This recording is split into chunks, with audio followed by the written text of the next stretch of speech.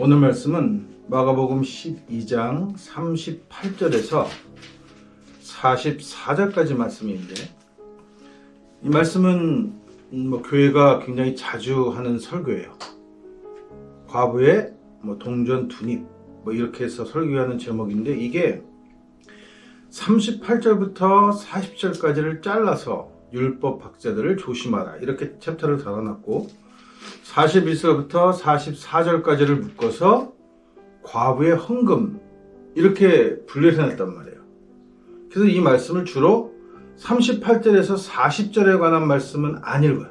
그리고 설교를 보통 41절에서 44절을 가지고 한단 말이죠.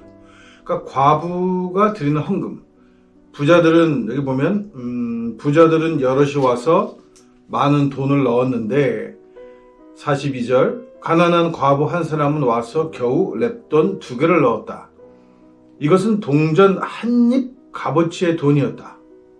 그것을 보시고 제자들을 불러 이렇게 말씀하셨다. 나는 분명히 말한다. 저 가난한 과부가 어느 누구보다도 더 많은 돈을 헌금궤에 넣었다. 다른 사람들은 다 넉넉한 데서 얼마씩 넣었지만 저 과부는 구차하면서도 있는 것을 다 털어 넣었으니 생활비 모두를 바친 셈이다 라고 이야기하는 이 구절만 가지고 얘기하니까 마치 헌금은 자기 전 재산을 다 드리는 것이다, 이런 류의 설교를 할 수 있었던 거예요. 이 구절을 어떻게 해석하느냐에 따라서. 근데 사실은 38절에서 40절까지가 이 이야기를 하는 골자예요. 그래서 오늘은 38절부터 제가 한번 읽어보도록 하겠습니다. 예수께서는 가르치면서 이런 말씀도 하셨다. 율법학자들을 조심하여라. 그들은 길다란 예복을 걸치고 다니면서 장터에서 인사받기를 좋아하고 회당에서는 가장 높은 자리를 찾으며 잔치집에 가면 제일 윗자리에 앉으려고 한다. 그 다음에 이 40절이 굉장히 중요해요. 또한 과부들의 가산을 등쳐먹으면서, 재산을 등쳐먹으면서 남에게 보이려고 기도는 오래 한다. 이런 사람이야말로 그만큼 더 엄한 벌을 받을 것이다. 이 말씀 뒤에 과부의 가난한 과부의 동전을 털어먹는 것이 무엇이냐? 과연 가난한 과부의 헌금이란 어떤 의미가 있기 때문이다 라고 하는 것을 뒷부분에서 얘기하는 거예요. 그러니까 이게 헌금 자체만을 가지고 가진 전 재산을 드려야 한다는 이런 류의 설교를 할 수 있는 말씀이 아니라는 거죠. 여기서 율법학자들을 조심하라 이렇게 이야기합니다. 그래서 율법학자들은 다 알다시피 바리사이들을 중심으로 한 모세 오경을 철저하게 연구하고 그대로 지키려고 애썼던 사람들이에요. 이 전통은 어디에서 시작하느냐 하면, 유대가 바벨론에게 완전히 망하고 포로로 끌려가서 포로 생활을 하다가 이제 또 그 나라가 망하게 되죠. 그러면서 이 바벨론으로 포로 갔던 사람들이 1차, 2차, 3차 이렇게 고국으로 돌아오는 시기가 있어요. 그리고 다시 성전을 재건을 하는데 그 중심에 느헤미야라고 하는 사람이 있어요. 이 느헤미야는 사람 따라 많은 평가가 갈리겠지만, 저는 그냥 바벨론에서 벼슬 한 자리 해먹고 아주 그 현실에 야합하면서 살았던 그냥 그렇고 그런 인간이에요. 근데 이 사람이 이제 더 이상 거기 있지 못하고 바벨론에 있지 못하고 이제 유대로 되돌아오게 되면서 여기서 자기가 무엇을 해야 할 것인가를 고민하게 되는 거죠. 그래서 이 사람이 유대 종교, 바벨론 포로기 때 보고 느꼈던 것들을 취합해서 유대교를 근본주의, 율법만을 지독스럽게 파는 종교로 만들게 돼요. 그러면 그 전까지는 그런 종교가 아니었냐? 유대교가 아니었어요. 유대 종교는 다양성을 가지고 있었고, 특히 유대교의 전통은 3당 중심으로 그 지역의 토속 종교와 어우러져서 종교생활을 했던 것이 주류를 이루고 있었단 말이죠. 근데 이것을 포로기를 겪으면서 어려운 일을 겪었죠. 그때 이제 어떤 생각이 드느냐 하면, 우리가 이렇게 어렵게 사는 것은 우리가 믿는 신 야훼가 약해 빠진 허접한 신이라서가 아니라 우리가 야훼께 죄를 져서 그 죄 때문에 우리가 죄의 그 값을 치르고 있는 것이다. 이렇게 설명을 했어요. 실제로는 야훼가 허접한 신이기 때문이죠. 한 번도 그 지역 전쟁에서 이겨본 적이 없는 그냥 나약한 민족의 나약한 신이었단 말이에요. 근데 이래가지고는 다시 고국으로 돌아와서 또 그 일을 그렇게 반복하면, 유대교를 반복하면 뭐 방법이 없잖아요. 그러니까 뭔가 새로운 걸 찾으려고 해요. 물론 여기에 민족이라는 개념이 이제 생기기 시작합니다. 유대인들이. 당시에 바벨론에 끌려갔던 사람들은 팔레스타인 지역에 있던 잡다한 사람, 인종이에요. 딱히 유대인만을 의미하는 건 아니란 말이에요. 그런데 같은 지역에서 같이 고생하고 포로 생활을 하다 보니까 이 사람들이 연대감이 생겼어요. 이 연대감을 민족이라는 개념으로 묶어내면서 유대교를 중심으로 묶어내요. 그 묶는 유대교의 중심이 뭐냐면 율법이에요. 모세의 오경에 나온 율법을 얼마나 잘 지키느냐, 이것을 신앙의 척도로 봤던 거죠. 이게 죄지지 않는 거라고 본 거예요. 이거를 잘 못했기 때문에 자기네들이 지금 이런 포로의 고통을 받고 있다라고 생각한 거란 말이에요. 그래서 느헤미야는 들어와서 성전을 재건하면서 집중적으로 율법 중심의 종교를 만들면서 여기서 순수성을 주장하게 됩니다. 남은 자라는 말을 쓰는 거예요. 예를 들어 이런 거 있잖아요. 엘리야가 뭐 기도하는데 뭐 바알에게 무릎 꿇지 않은 뭐 어쩌고 저쩌고 하는 나신이라고 표현하는 그런 류의 이야기들을 이사야도 했는데 또 이제 느헤미야가 그걸 가져다 쓰는 거예요. 그래서 이른바 유대교 안에 있던 제사장들 혹은 율법학자들 중에 이방 여자랑 결혼했거나 이방인의 피를 섞인 자들은 추방하기 시작합니다. 그리고 순수하지 않았기 때문에 우리가 야훼게 범죄했다, 이런 류의 선미사상을 펼치게 돼요. 어떻게 보면 재밌는 거예요. 유대인이 만들어낸, 유대인들이 독특하게 얘기했던 순혈주의가 결국은 자기들한테 다시 칼이 되어 돌아오는 게 히틀러인 거죠. 아리안의 순혈주의에 밀려서 유대인들이 비참한 죽음을 맞이하는 거예요. 자기네들이 만들었던 칼이, 그 칼이 유대 땅으로 돌아가서 자기네들이 갈고 닦았던 그 칼로 자기네들이 다시 공격을 받게 된단 말이에요. 2차 대전 때. 여기서 순혈주의를 주장하면서 그 이방인의 피를 섞인 자들을 사마리아인이라고 부르고 멸시하게 돼요. 불가촉 천민 취급을 합니다. 유대교를 믿어도 유대인의 마당에 들어오지 못하고 이방인의 마당에는 저 바깥 마당에 들어오지 못하는 선을 그어서 구별을 해요. 이런 일을 만들었던 게 느헤미야라는 이 종교 쓰레기란 말이죠. 결국 그래서 유대교가 쓰레기 종교가 되는 거예요.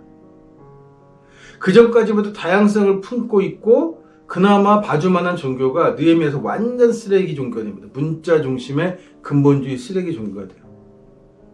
왜 쓰레기 종교라고 제가 자신 있게 얘기하냐면 예수께서 유대교를 쓰레기 종교라고 여기 얘기하고 있단 말이에요. 율법학자들을 조심하라는 거예요. 이 종자들이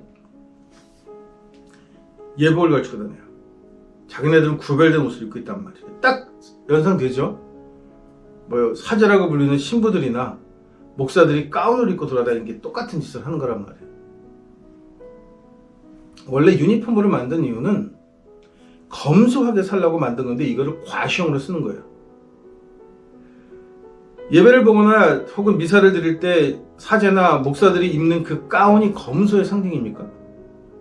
검소한데 그렇게까지 화려하게 옷을 입어야 할 이유가 있어요? 그냥 옷 한 벌 입으면 되는 거 아니에요? 자기네들이 성기자라는 거 구별하고 싶으면 자기네들이 그렇게 좋아하는 로만 컬러 하나 입고 그 위에다가 뭐 그렇게 하고 그냥 미사 드리면 되는 거 아니에요? 거기 뭐 뒤집어 쓰고 뭐 화려한 영대 경우에 따라서 계급에 따라 대가리에다가 모자까지 쓰고 예배를 본단 말이에요. 그리고 뭐 사람들은 화려한 옷을 입은 성가대원까지 끌고 이렇게 이 보여주기를 엄청 좋아하는 것을 조심하라고 이미 예수가 유대교를 통해서 얘기하고 있는 거예요. 왜냐하면 종교는 망하는 징조가 바로 이거예요. 개펌을 더럽게 잡는 거예요. 알갱이는 없이 그냥 겉으로 드러나는 형식에 온갖 걸 투자합니다. 그러면서 회당에서 가장 높은 자리에 앉기를 좋아하고, 회당은 원래 높은 자리라는 게 없는 거예요. 하나님의 집에서는 다 평등해야 되는데 한 단 높은 단을 쌓아두고 그 단 위에 앉아요. 아무나 못 올라가게 하는 거죠. 이게 아주 거지 같은 얘기예요, 이건. 기독교에 와서도 거지 같은 얘기지만 유대교 때도 이미 바울이 그런 거는 정말 거짓 발세 같은 짓이라고 얘기한 거란 말이에요. 그래서 단을 지어놓고 높은 자리에 앉으며 잔치집에 가면 제일 윗자리를 앉으려고 한다. 이게 종교들이, 기독교 단체들이 신구교를 막론하고 사회사업을 하다 보니까 뭐 복지회관이니 뭐 이런 무슨 센터니 하는 센터장이나 복지관장 자리를 목사나 신부들이 차고 앉았어요. 그리고 어느 모임에 가면 기관장이라고 해서 상석에 앉히는 거예요. 그러니까 새파랗게 어린 새끼들이 이제 겨우 목사 한 수나 서품 받고 와가지고 이것들이 관장 소리를 들으니까 이제 나이 30밖에 안 되거나 40도 채 안 먹은 것들이 벌써부터 이 눈깔이 대가리 꼭대기에 달려서 더듬이처럼 너블을 풀고 있는 거예요.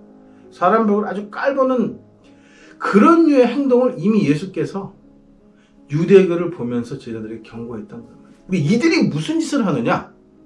이 가장 중요한 대목이에요. 이들이 무슨 짓을 하느냐 하면 가장 중요한 대목이에요. 그 짓을 하는 것도 봐줄만 해. 근데 그 짓을 하면서 뭐를 하느냐? 과부들의 가산을 등쳐먹으려고 한다.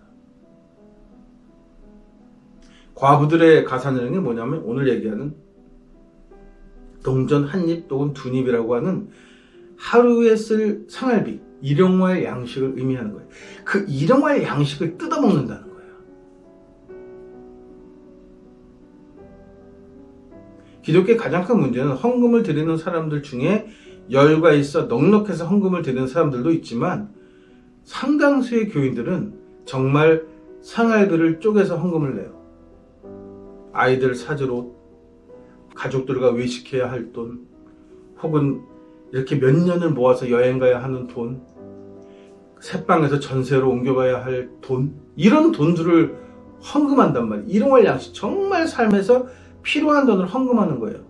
부자들처럼 있어도 그만 없어도 그만 중에 일부를 떼가지고 생색내듯 헌금하는 게 아니란 말이에요. 대다수 교인들이. 그러니까 이것을 뭐냐면 등쳐먹는다 이렇게 설명한 거예요. 가난한 사람이 교회에 헌금하는 거는 헌금이 아니고 그는 종교가 가난한 사람을 등쳐먹는 거예요. 부자들은 와서 여러 부자들은 몰려다니면 왜 몰려다니느냐? 과시하기를 좋아하죠. 그러니까 목사들이 돈 많은 장로들 우르르 몰고 다니면서 수십만 원짜리 점심을 처먹는 거예요. 그건 잘 처먹었으니까 살이 찌죠.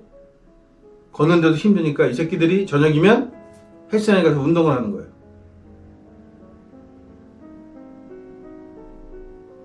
성적으로 깨끗해야 할 목사가 누구한테 그렇게 복근 있고 근육 있는 몸매를 보여주고 싶어서 그 지랄을 떨면서 밤마다 가서 운동을 하냔 말이에요. 자기 건강을 위해서? 아니죠. 누군가에게 보여주기 위한 헬스 운동을 하는 거란 말이에요. 있을 수 없는 일이에요, 이거는. 그러니까 이것들이 이렇게 몰려다니는 거죠. 근데 자기가 쓰고 있는 그 돈 중에 상당수는 교인들이 일용할 양식을 띈 거란 말이에요. 누구나 다 일용할 양식을 보장을 해줘야죠. 보장받아야 합니다. 근데 교회는 그 일용할 양식을 뜯어먹는 이 암적인 존재란 말이에요. 이 말씀은 어떻게 연결되느냐 하면 과부는 내 모든 재산을 넣었다. 엘리야가 과부를 찾아갔는데 과부가 마지막 남은 밀가루와 기름을 가지고 떡을 만들어서 대접했다. 그랬더니 밀가루가 든 그릇 항아리하고 기름이 든 항아리가 마르지 않았다. 어떻게? 하나님이 천사면서 매일 저녁에 그 항아리에다가 보내준 천사가 밀가루하고 기름을 채워 넣습니까? 그런 일은 벌어지지 않아요. 누군가가 과부의 항아리를 채워줘야 하는 거죠. 누가 채워줘야 돼요? 교회가 채워줘야 되는 거예요. 왜? 교회가 일용할 양식에서 뜯은 헌금을 받았으니까. 부자들이 자랑삼아 낸 그 돈은 어디에 가야 하느냐? 동전 한 입을 넣었던, 두 입을 넣었던, 자기 전 생활비를 털어넣었던 그 과부의 항아리로 들어가야죠. 그래서 그 항아리가 넘치고 수만큼 돼야 되는 거지. 그러니까 50배, 100배의 축복은 과부의 항아리 속에서 일어나야 된단 말이에요.